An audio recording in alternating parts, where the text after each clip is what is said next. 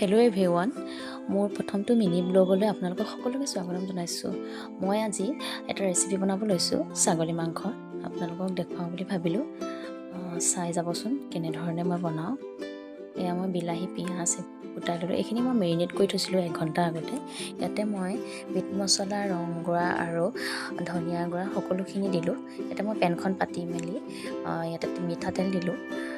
মিঠাতেল দিয়াৰ পাছত মই ইয়াতে ডালচেনি, 2খন তেজপাত দিলোঁ, 2টা জলকীয়া দিলোঁ আৰু কাটি থোৱা পিঁয়াজ কেইডোখৰমান ইয়াতে ঢালি দিলোঁ আৰু মেৰিনেট কৰি থৈ দিয়া মাংসখিনি মই ইয়াতে ঢালি দিম এতিয়া।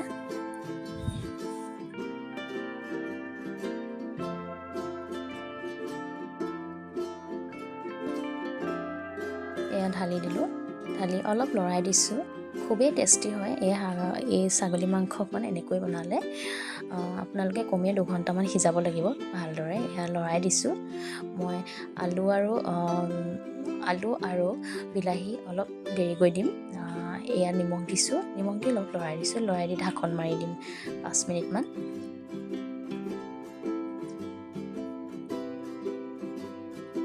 এয়া অলপ সিজি গৈছে। সিজি যোৱাৰ পাছতে মই ইয়াতে বিলাহীখিনি এড কৰি দিম।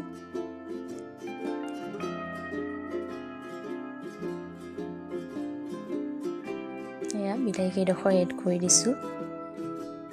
লৰাই মেলি আকৌ ঢাকন মাৰি দিছোঁ। তাৰপিছত মই কাটি থোৱা আলু কেইডোখৰ ইয়াতে দি দিছোঁ।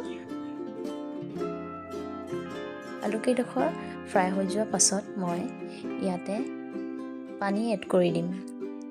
জোখ অনুযায়ী আপোনালোকে পানী দিব পাৰে, সোৱাদ অনুযায়ী।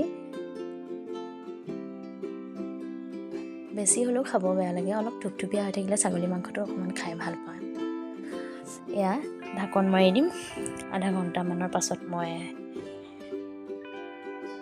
গেছটো অফ কৰি দিম।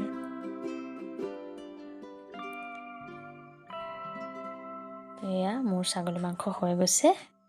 আজিলৈ ইমানেই। Bye bye. ভিডিঅ'টো চাই যদি ভাল পালে like, comment, share and subscribe কৰি দিব।